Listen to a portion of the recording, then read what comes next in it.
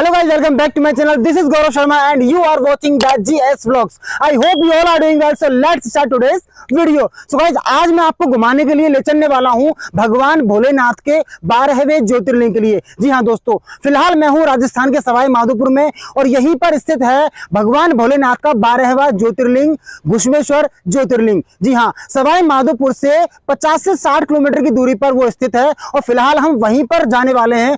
मुझे पता है कि आपके मन में थोड़ा सा कंफ्यूजन होगा उसको लेकर, लेकिन वो कंफ्यूजन हम आपका वहीं पर दूर करेंगे और आपको दिखाएंगे बहुत ही भव्य और शानदार वो जगह है। तो चलिए बिना किसी देरी किए हुए सीधा निकलते हैं घुश्मेश्वर ज्योतिर्लिंग के लिए। Let's go.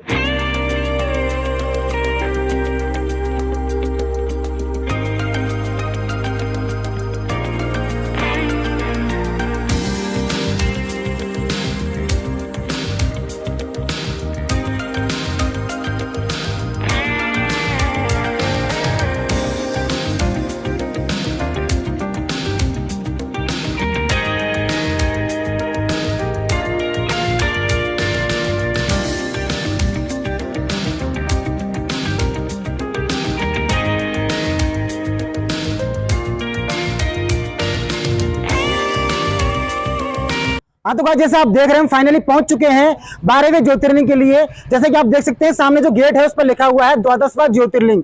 तो भोले बाबा के 12वें ज्योतिर्लिंग के पास हम पहुंच चुके हैं। ये जो आपको दिख रहा है ये मेन गेट है, यहीं से हम एंट्री करेंगे और उसके बाद में एक और गेट पड़ेगा जहाँ जो मेन एंट्री का गेट है वहां से हम मंदिर के लिए एंट्री करेंगे। वहां पर आपको मंदिर के दर्शन करवाएंगे और पूरा जो मंदिर है वो अंदर से घुमवाएंगे। उसके बाद ऊपर की साइड में हम जाएंगे तो देवगिरी पर्वत है जो कि बहुत ही भव्य और आलीशान है, वो आपको घुमवाएंगे। तो चलिए बिना किसी देरी के हुए सीधे एंट्री करते हैं इस गेट के अंदर और सीधा आपको घुमाते हुए अंदर लेकर चलते हैं। Let's go.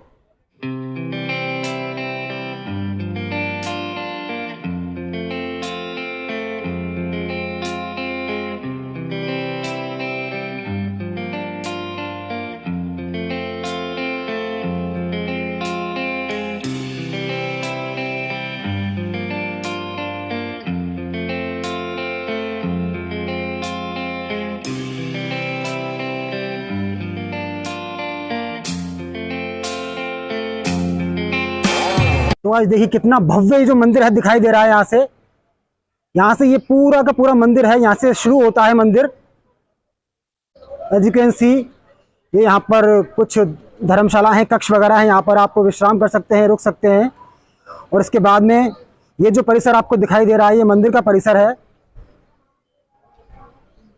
और सीधा इन सीढ़ियों से एंटर होते हुए हम ऊपर जाएंगे। देखिए ऊपर जो सफेद सा आपको पर्वत दिखाई दे रहा है वो देवगिरी पर्वत है, बहुत ही शानदार और भव्य पर्वत है। वहां पर बहुत सारे जो भगवान है, जैसा कि नाम से ही प्रतीत होता है देवगिरी, तो वहां पर बहुत सारे देवताओं का निवास है। इसको बहुत अच्छी तरीके से निर्माण करवाया गया है दानदाताओं द्वारा। और ऊपर आप जैसा कि देख सकते हैं कि किला तो है ही और किले के ऊपर देखिए आसमान का जो व्यू है बहुत ही शानदार नजर आता हुआ। और ऊपर देखिए आप वैकुंठ धाम लिखा हुआ है जो कि अगर देखा जाए तो वैकुंठ धाम से कम भी नजर नहीं आता है। तो चलिए गाइस सीधा चलते हैं हम मंदिर के अंदर।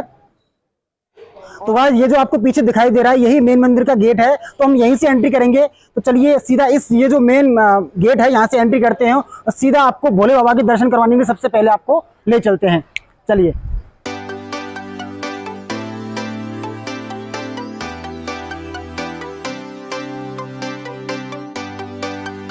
तो जैसा आप देख सकते हैं मेरे पीछे भोले बाबा का जो मेन मंदिर है वो आ चुका है। यहाँ पर हम दर्शन करने चलेंगे, आपको भी बाबा के दर्शन करवाएंगे, लेकिन अंदर जाकर दर्शन नहीं कर पाएंगे क्योंकि अभी एक भैया ने बताया कि यहाँ पर कोर्ट स्टे लगाया हुआ है किसी ने एक्चुअली जो मंदिर है यहाँ पर इसको अपनी निजी संपत्ति बताया हुआ है, तो यहाँ पर कोर्ट स्टे लगा हुआ है, तो अंदर गर्भगृह में जाकर पूजा करना अलाउ नहीं है।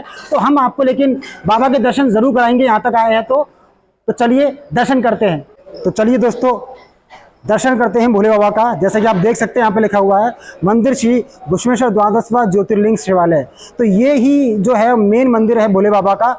चलिए दर्शन करते हैं और आपको भी करवाते हैं। अंदर जाना तो खैर अलाउ है नहीं, लेकिन बाबा के दर्शन हम जरूर करेंगे।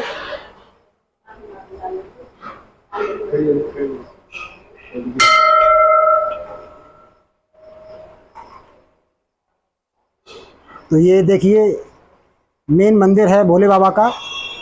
अंदर जैसा आप देख सकते हैं कि शीशा लगाया हुआ है, क्योंकि अंदर जाना अलाउ नहीं है आम जनता का पूजा पाठ करना। चलिए गाइस, जो छोटी मोटी जो बातें हैं जो मंदिर से रिलेटेड हैं वो आपको बताते हैं। सीधा पुजारी जी से हम पूछते हैं, पुजारी जी आपको बताएंगे कि जो पहले की जो चीज़ें हैं मंदिर को क्यों बंद कर रखा है, आखिरकार गर्भगृह में जाने की जो अनुमति है आम जनता को क्यों नहीं है, वो हम पुजारी जी से पूछते हैं, क्या बताते हैं। हाँ तो पुजारी जी, अंदर इसमें दर्शन करना क्यों मना है, मतलब आम जनता को गर्भगृह में जाना अलाउ नहीं है, वो क्यों नहीं है? उसके मुख्य दो कारण हैं। एक तो अति प्राचीन मूर्ति है ये। पहले पुरुष धोती पहन के अंदर जाते थे, लेकिन मूर्ति की प्राचीनता को देखते हुए मूर्ति को खतरा पैदा हो गया था। तो हमने काफ़ी कोशिश की कि भाई इसके बारे में सोचा जाए, और फिर बाद में यहाँ लोगों से कहा कि भाई क्या किया जाना चाहिए। तो गांव की आम राय ये रही कि भाई इसकी सुरक्षा के लिए उपाय किए जाएं। फिर हमने कोर्ट में चले गए। कोर्ट की अनुमति से यहाँ पर क्या है, कोर्ट की अनुमति से यहाँ पर सार्वजनिक प्रेस बंद किया गया है। ये मंदिर राज परिवार का प्राचीन मंदिर है और विक्रम संवत 1179 में पुनर्निर्माण हुआ था यहाँ पर। उसके बाद से शुरू में राज परिवार के अधिकार में ही चला आ रहा है। हमने पब्लिक की सुविधा के लिए यहाँ पर एक ट्रस्ट बना रखा है जो देवस्थान विभाग से रजिस्टर्ड करा रखा है। वो निर्माण कार्य, विकास कार्य और आम जनता के व्यवस्थाओं में संलग्न रहता है, और ट्रस्ट की अच्छी सेवाएं यहाँ मौजूद है। यात्रियों के लिए सभी प्रकार की सुविधाएं उपलब्ध है, और समय समय पर यहाँ पर आयोजन होते रहते हैं। श्रावण मास में पूरे महीने होते हैं, और शिवरात्रि पर 5 दिन का मेला लगता है, और ये 12वें ज्योतिर्लिंग के रूप में यहाँ पर पूजा जाता है घुश्मेश्वर महादेव। अच्छा, तो पुजारी जी एक बात बताइए, यहाँ पर मैंने सुना है कि जो भोले बाबा हैं उनका जो शिवलिंग है जलमग्न रहता है, तो जलमग्न क्यों रहता है और कितने समय तक रहता है, वो भी कृपया हमको बताइए आप। जलमग्न रहने का सबसे मुख्य कारण यह है कि 11 ज्योतिर्लिंगों का तेज 12वें में समाने से ये अति उग्र स्वभाव का रौद्र रूप शिवलिंग हो गया। रौद्र रूप शिवलिंग होने के कारण क्या इसको शिव रूप में रखने के लिए हमको 16 घंटे जल में रखना चाहिए। तो 16 घंटे सुबह 4 से 8 और दिन में 12 से 4 ही केवल दर्शन के लिए खोला जाता है। बाकी टाइम पे ये शिवलिंग जलमग्न रहता है। जब जब रौद्र रूप में होती है मूर्ति, तब इस जलने में जल नहीं ठहरता है और अपने आप खत्म हो जाता है। फिर हम इसकी शांति के लिए 1.25 लाख चावलों से अभिषेक करके इसकी शांति की जाती है। तो भाई, जैसा कि हमने आपको दर्शन करवाया और पुजारी जी ने भी कई सारी चीज़ें यहाँ की जो मुख्य चीज़ें हैं उनसे हमको अवगत कराया है कि क्यों यहाँ पर जो शिवलिंग है वो जलमग्न रहती है। 24 घंटे में से 16 घंटे जो शिवलिंग है वो जलमग्न रहती है, 8 घंटे ही केवल जल को जो है वहाँ से निकाला जाता है और भोले बाबा के दर्शन किए जाते हैं। बताए अनुसार सुबह 4 बजे अर्ली मॉर्निंग जो मंगल आरती होती है, तो उस समय भगवान भोलेनाथ को जलमग्न जो किया जाता है तो उसको हटाया जाता है जल को वहाँ से, और तब से और सुबह प्रातःकाल 8 बजे तक दर्शन हम कर सकते हैं। तो ये तो 4 घंटे हो गए, और फिर उसके बाद में राजभोग लगाया जाता है 12 बजे, दोपहर 12 बजे से लेकर और 4 बजे तक। जैसा कि हम अभी फिलहाल आप देख सकते हैं, मतलब 3:30 के आसपास अभी समय हो चुका है। तो हम एक तो मतलब ये मान लीजिए कि by the grace of God हम पहुंच चुके हैं, दर्शन हमको हो गए हैं। तो अभी 4 बजे इसको वापस से जलमग्न कर दिया जाएगा। तो इस तरीके से 8 घंटे जलमग्न नहीं किया जाता है, बाकी के 24 घंटे में से 16 घंटे इसको जलमग्न ही रखा जाता है। चलिए दोस्तों, आपको भोले बाबा के हमने दर्शन करवाए, अब सीधा आपको मंदिर के बाकी बचे हुए हिस्सों से अवगत कराते हैं, आपको दिखाते हैं। उसके बाद सीधा चलते हैं हम देवगिरी पर्वत। काफ़ी मान्यता है दोस्तों, 12वां ज्योतिर्लिंग है ये। राजस्थान में खासकर इसी को 12वां ज्योतिर्लिंग माना जाता है। हालांकि महाराष्ट्र में जो एलोरा में जो घृष्णेश्वर महादेव जी हैं उनको भी 12वें ज्योतिर्लिंग के रूप में माना जाता है, लेकिन राजस्थान में खासकर इसी को माना जाता है दोस्तों। इसके पीछे कई कहानी भी हैं, वो भी हम आपको बताएंगे, जिससे कि आपको अच्छी तरीके से भली भांति ज्ञात हो जाएगा कि इसको 12वां ज्योतिर्लिंग क्यों बोलते हैं, क्योंकि शास्त्रों में भी इसका वर्णन मिलता है दोस्तों।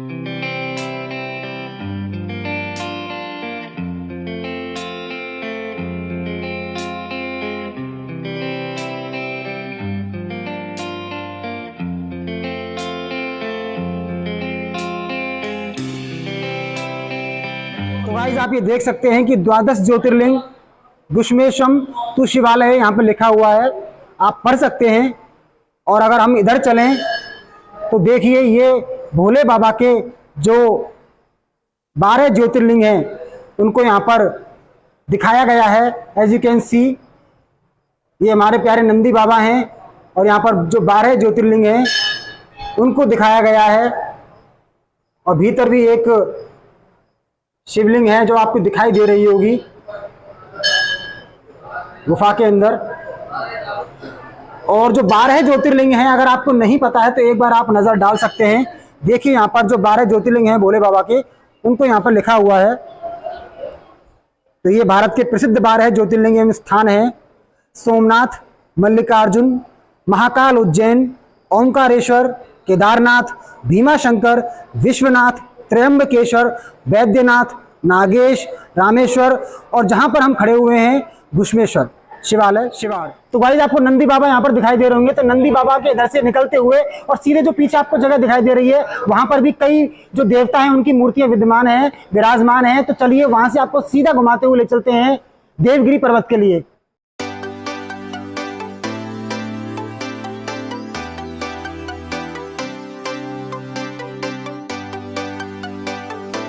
आगे चलेंगे तो आपको मंदिर श्री ताड़केश्वर जी की जो मंदिर है वो दिखाई देगा। तो ये बाबा ताड़केश्वर जी का मंदिर है। As you can see, Nandi बाबा दिखाई दे रहे हैं और आपको काफ़ी सारी जो शिवलिंग है वो दिखाई दे रही हैं। और अंदर आप देख सकते हैं कि भोले बाबा की जो फैमिली है वो भी दिखाई दे रही है। यहाँ से आगे चलेंगे तो मंदिर श्री प्रतापेश्वर जी का आपको दिखाई देगा। तो ये प्रतापेश्वर जी की एक बड़ी सी शिवलिंग है जो कि आप देख सकते हैं, बड़ी और भव्य शिवलिंग है। और देखिए दोस्तों, ये कितना आपको शानदार लगेगा। ये नंदी बाबा हैं जिन्होंने पीतांबर वस्त्र धारण किए हुए हैं। आगे चलेंगे तो भोले बाबा की ये विशाल सी शिवलिंग आपको दिखाई देगी और उनका पूरा परिवार आपको उनके साथ दिखाई देगा। देखिए, और आप एक बार नजर मारिए भोले बाबा कितने सुंदर लग रहे हैं। तो यहाँ पर जो भोले बाबा और पार्वती मैया है, इन्होंने राजस्थानी जो वेशभूषा है वो धारण की हुई है, पगड़ी लगाई हुई है। तो आप देख सकते हैं कितना सुंदर स्वरूप जो है बाबा का लग रहा है।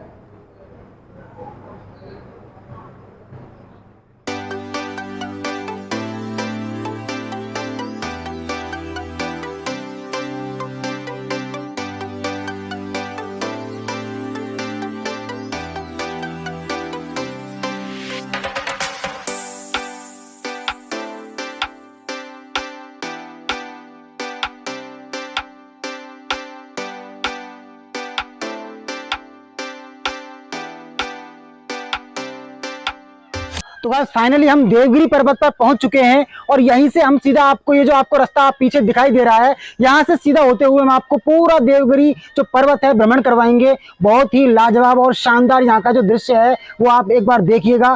पूरे जो देवता हैं वो यहाँ पर विराजमान हैं और बहुत ही सुंदर सुंदर जो प्रतिमाएं हैं बनाई हुई हैं। और ऊपर चढ़कर हम आपको यहाँ से जो पूरा जो कस्बा है इसका जो दृश्य है वो भी दिखाएंगे। बहुत ही शानदार जो दृश्य होगा ऊपर जाकर देखिएगा आप। तो चलिए सीधे यहाँ से ऊपर चलते हैं इसी जगह से और ऊपर चलकर आपको पूरा देवगिरी पर्वत जो है भ्रमण करवाते हैं।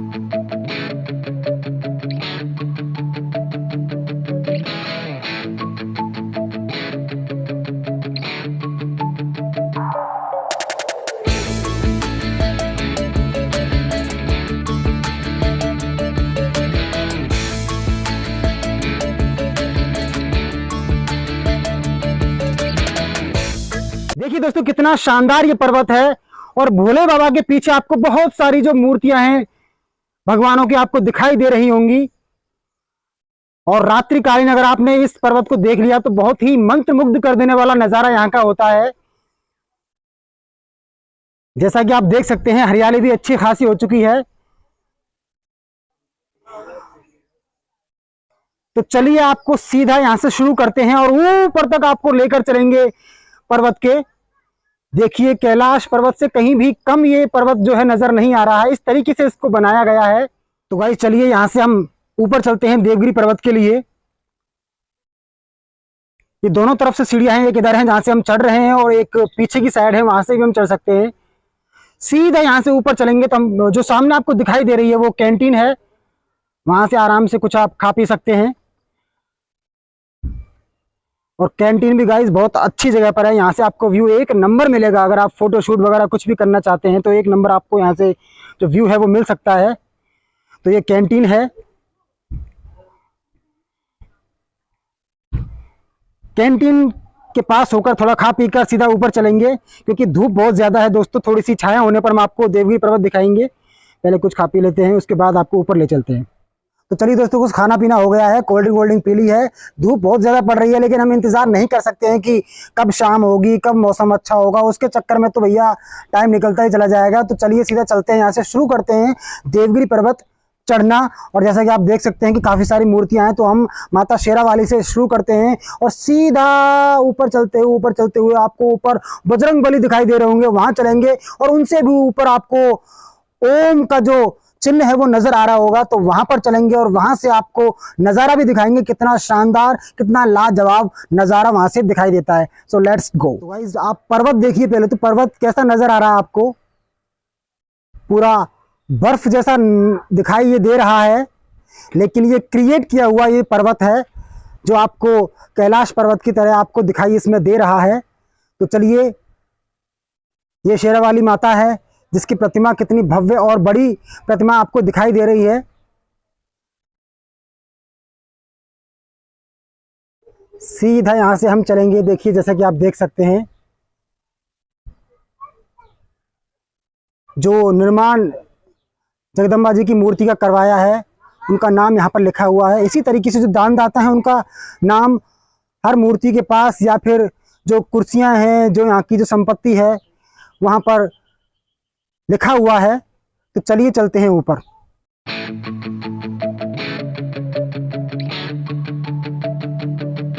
देखिए दोस्तों, ये शिवलिंग है बाबा की। काफ़ी बड़ी शिवलिंग जो है उसका निर्माण यहाँ पर किया हुआ है। जैसा कि आप देख सकते हैं, बहुत ही अच्छी शिवलिंग बनाई हुई है। और सीधा फिर यहाँ से होते हुए ऊपर चलते हैं।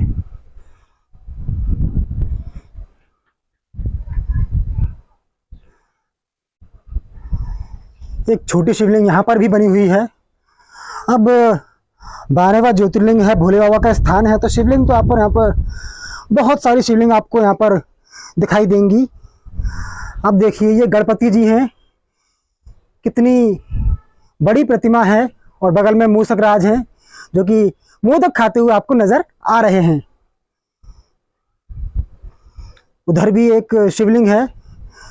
वहाँ से जो आपको जगह दिखाई दे रही है, पहले ऊपर इधर से जाएंगे और फिर उधर से होते हुए हम आपको नीचे लेकर आएंगे।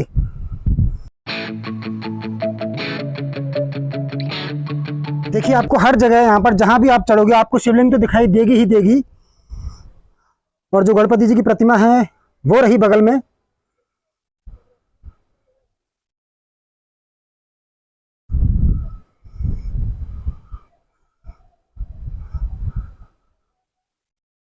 ये गजानंद महाराज हैं, जो कि आपको दिखाई दे रहे हैं।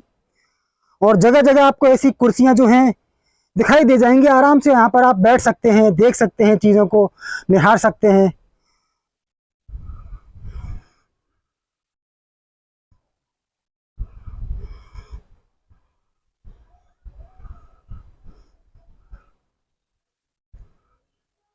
गाइस ऊपर देखिए आप,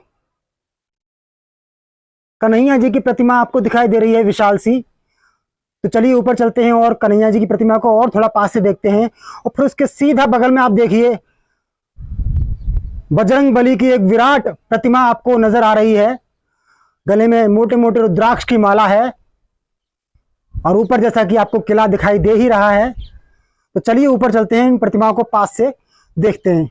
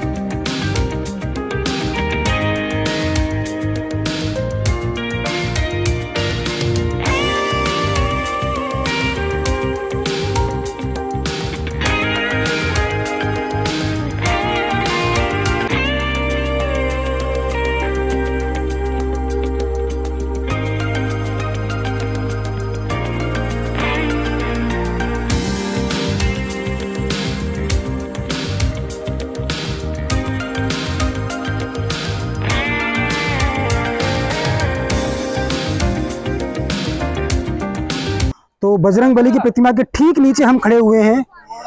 एज यू कैन सी कितनी विशाल जो प्रतिमा है ये बनाई हुई है।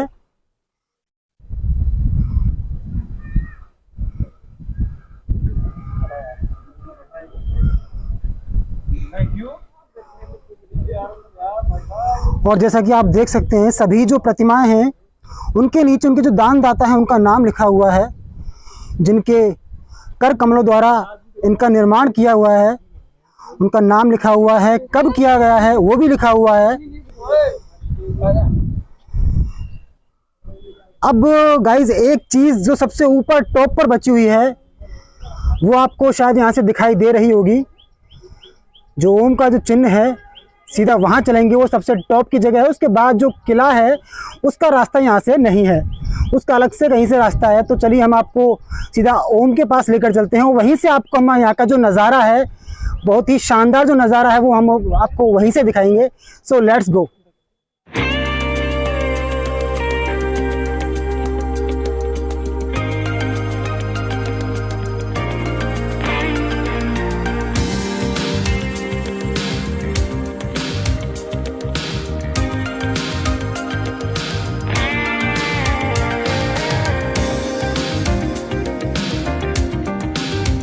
सो गाइज आपको ये जो ओम का चिन्ह दिखाई दे रहा है, एक्चुअली यहाँ पर जाने के लिए सीढ़ियाँ नहीं है। तो हमको ये जो आपको पर्वत दिखाई दे रहा है, ये जो आपको आड़ी टेढ़ी जगह दिखाई दे रही है, यहीं से चढ़कर हमको जैसे तैसे करके ऊपर जाना पड़ेगा। तो ऊपर तो जाएंगे ही जाएंगे, ऊपर जाकर आपको एक बार यहाँ का जो व्यू है वो दिखाएंगे। लेकिन फिलहाल ऊपर जाने से पहले आपको एक बार यहाँ से भी हम दिखा देते हैं कितना शानदार और मेस्मराइजिंग व्यू है यहाँ का। तो लेट्स सी, एक बार यहाँ से व्यू को एक बार देख लेते हैं, फिर ऊपर चलते हैं और ऊपर ओम का जो चिन्ह है सीधा वहां चल के आपको एक बार फिर से सारी चीजें दिखाते हैं। और जो इसकी जो पीछे की जो कहानी है, प्राचीन कहानी है कि यहाँ पर कैसे इसका निर्माण हुआ घुश्मेश्वर ज्योतिर्लिंग का, और इसके पीछे किसका हाथ है, किसके नाम पर इसका मंदिर का, इस धाम का नाम पड़ा, वो भी हम आपको बताएंगे। फिलहाल चलिए ये व्यू देखते हैं और फिर चलते हैं ऊपर।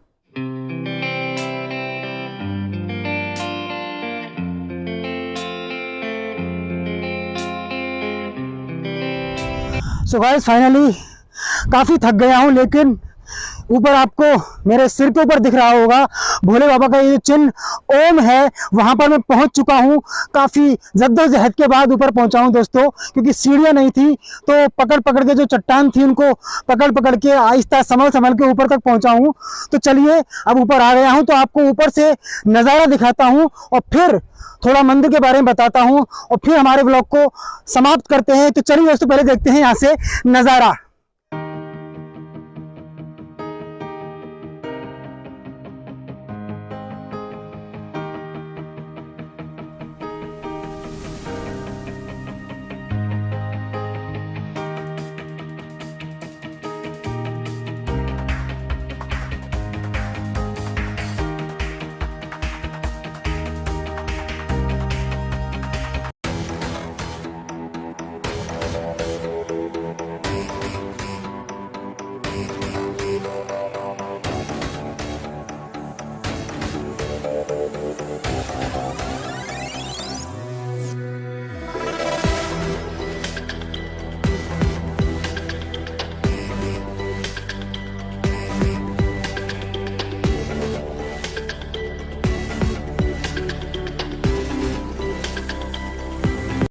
तो फिलहाल दोस्तों मैं नीचे आ चुका हूँ देवगिरी पर्वत से, और आपको ओम दिखाई दे रहा होगा ऊपर, तो वहां तक मैं होकर आया था।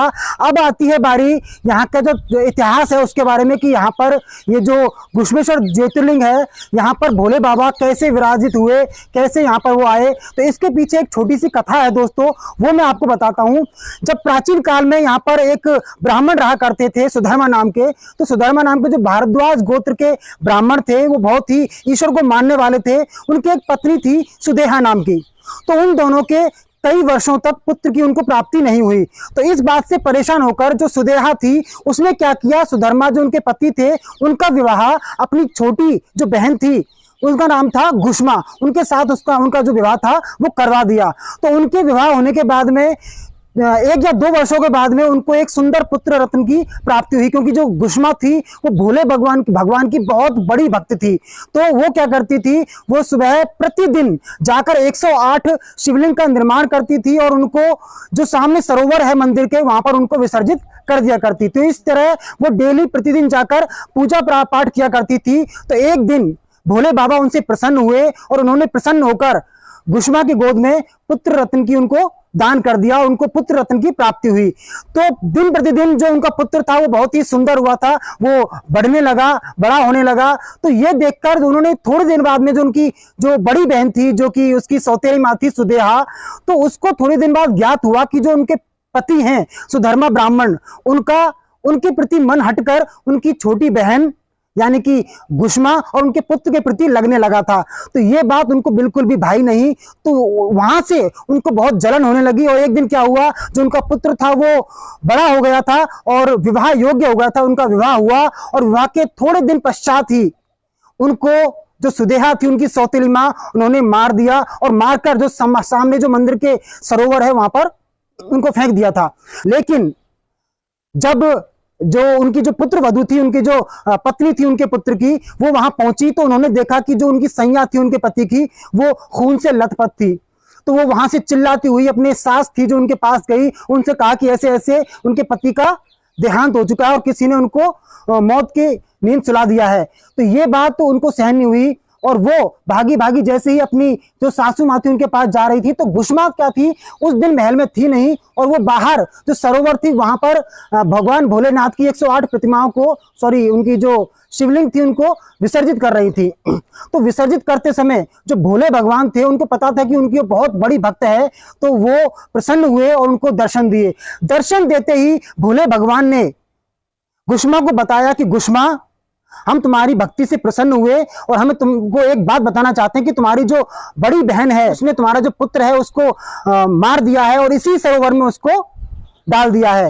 तो ये सुनकर गुष्मा ज्यादा परेशान नहीं हुई, क्योंकि उनको पता था कि जिनकी वो भक्ति कर रही है वो सामने ही है, पूरे ब्रह्मांड के मालिक है, सारी सृष्टि जन्म मरण सब उन्हीं के हाथ में है। तो भोले बाबा ने उसी क्षण उनका जो पुत्र था उनको उन्हें भेंट कर दिया, उनको पुनर्जीवन दे दिया और उनका पुत्र उनके समक्ष खड़ा हो गया। फिर उसके पश्चात भोले भगवान ने गुष्मा से कहा, गुष्मा, हम तुम्हारी भक्ति से प्रसन्न हुए, अब तुम कुछ वरदान मांग सकती हो। गुष्मा ने कोई वरदान नहीं मांगा, उन्होंने भगवान से कहा, भगवान मुझे कोई वरदान नहीं चाहिए, कोई वर नहीं चाहिए, मुझे बस इतना चाहिए कि आप कृपया करके हमारा जो कस्बा है, हमारा जो क्षेत्र है, यहीं पर सदा सदा के लिए विराजमान हो जाइए और हमारे कस्बे वासियों को, हमारे शहर वासियों को अपने आशीर्वाद देते रहिए। तो भोले भगवान ने उनको तथास्तु कहा और तथास्तु कहने के बाद कहा कि पुत्री, तुम्हारा नाम है गुष्मा और तुम्हारे नाम से ही मैं सदा जाना जाऊंगा।